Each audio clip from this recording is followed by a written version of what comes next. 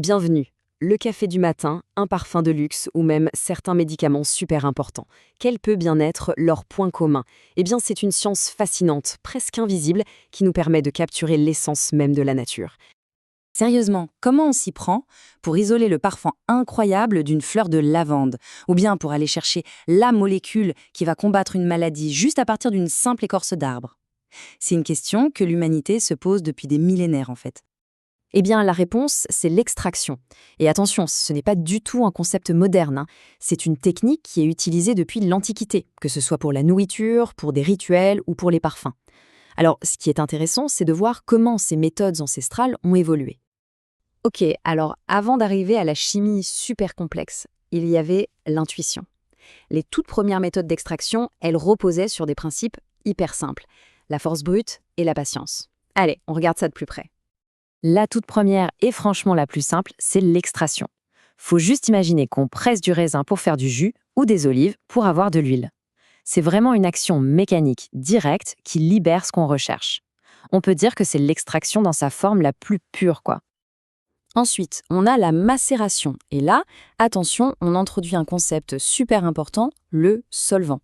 L'idée, c'est de laisser tremper une substance, par exemple une plante, dans un liquide froid. Ce liquide, donc le solvant, va tout doucement dissoudre et attirer le composé qu'on veut extraire. Il y a un exemple historique vraiment marquant, c'est l'écorce de quinquina qu'on faisait macérer dans l'eau pour en extraire la quinine. C'était quand même le premier remède efficace contre le paludisme. Bon, et maintenant, si on ajoutait un petit ingrédient un peu magique, la chaleur. Parce qu'en augmentant la température, on va décupler l'efficacité de l'extraction. Et c'est là que les choses deviennent vraiment, vraiment intéressantes. Alors, il y a deux méthodes courantes qui utilisent la chaleur. D'abord, l'infusion. Ça, tout le monde connaît, c'est tout simplement comment on fait le thé.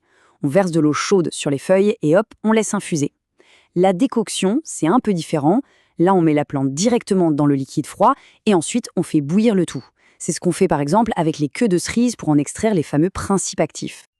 Ok, maintenant on rentre dans le vif du sujet, la chimie de l'extraction. Et là, tout est une question de précision. On va vraiment utiliser les propriétés des liquides pour isoler des molécules bien spécifiques avec une efficacité quasi chirurgicale. Pour bien comprendre, il faut avoir en tête trois concepts clés. D'abord, la solubilité, c'est la capacité d'une substance à se dissoudre. Ensuite, la miscibilité. Est-ce que deux liquides peuvent se mélanger ou pas? Et enfin, la densité, qui va nous dire lequel des deux va flotter au-dessus de l'autre. C'est en jouant avec ces trois règles du jeu que tout devient possible. Alors, voilà l'astuce. Imaginez que la molécule qu'on veut extraire, elle est dans un appartement. C'est le premier solvant. Et là, on lui propose un appartement bien plus luxueux, juste à côté, qui est le deuxième solvant. Le truc, c'est que les deux appartements ne communiquent pas entre eux, parce qu'ils sont non miscibles. Mais le nouvel appart est tellement plus attractif, parce que la solubilité y est bien plus grande, que la molécule, eh bien, elle va tout naturellement déménager. Allez, voyons comment ça se passe en pratique, avec ce qu'on appelle une ampoule à décanter. D'abord, on verse notre solution de départ dedans. Ensuite, on ajoute notre solvant d'extraction, de l'hexane par exemple. Là, on agite, mais on agite vigoureusement pour que les deux liquides soient bien en contact et que la molécule puisse passer de l'un à l'autre.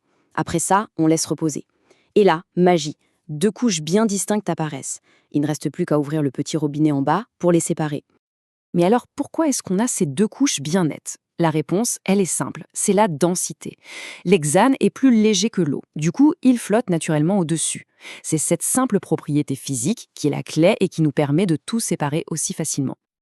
Ok, passons maintenant à une technique un peu plus sophistiquée. Elle est parfaite pour les composés les plus délicats, les plus volatiles, comme les arômes ou les huiles essentielles. D'ailleurs, c'est la méthode préférée des parfumeurs. L'hydrodistillation, qu'on appelle aussi entraînement à la vapeur, c'est une technique vraiment élégante. L'idée, c'est d'utiliser de la vapeur d'eau chaude pour venir cueillir les molécules qui sentent bon dans une plante et les emporter avec elles. C'est vraiment comme ça qu'on arrive à capturer l'essence pure d'une fleur. Pour bien visualiser, prenons le cas de la lavande. On met les fleurs dans un ballon avec de l'eau et on chauffe le tout. La vapeur d'eau va se former, elle va passer à travers les fleurs, se charger au passage des molécules d'huile essentielle et ensuite, on la refroidit pour qu'elle redevienne liquide. À la fin de cette étape, on obtient un liquide qu'on appelle le distillat. Attention, ce n'est pas encore l'huile pure, c'est un mélange d'eau et de toutes petites gouttelettes d'huile essentielle. Le problème, c'est que l'huile est encore trop dispersée pour qu'on puisse la séparer facilement. Alors, comment on fait? Alors, pour y arriver, il y a un processus en 4 étapes. Étape numéro 1, le relargage. En gros, on ajoute du sel dans l'eau. Ça rend l'eau encore plus inconfortable pour l'huile, ce qui la pousse à s'en séparer. Étape 2, l'extraction. On réutilise notre bonne vieille technique du solvant, cette fois avec du cyclohexène, pour venir capturer cette huile. Et pour finir, on sèche pour enlever les toutes dernières traces d'eau et on filtre pour avoir enfin une huile toute pure. Et c'est là que tout prend son sens. Regardez les chiffres. Le cyclohexane, il est plus léger que l'eau salée, donc il va flotter. Ça, c'est pour la densité. Mais surtout, et c'est ça le plus important, l'huile de lavande, elle déteste l'eau salée, mais elle adore le cyclohexane. Du coup, le choix est vite fait pour elle. L'huile va migrer en masse vers le cyclohexane et c'est ça qui nous permet enfin de l'isoler. C'est la combinaison parfaite entre la densité et la solubilité. Bon, après ce petit voyage au cœur de la chimie, revenons un peu sur Terre. Parce que oui, ces techniques peuvent paraître complexes, mais en réalité, elles sont absolument partout dans notre quotidien. Pensez-y, de la simple pression d'une orange pour le jus du matin, à la distillation super complexe d'une fleur pour créer un parfum, l'extraction est vraiment partout. C'est un peu la science invisible qui donne de la saveur, du parfum et même des propriétés curatives au monde qui nous entoure. Au final, l'extraction, c'est un outil incroyablement puissant pour percer les secrets de la nature. Chaque jour, des scientifiques cherchent à extraire de nouvelles molécules, de nouveaux remèdes, de nouvelles saveurs.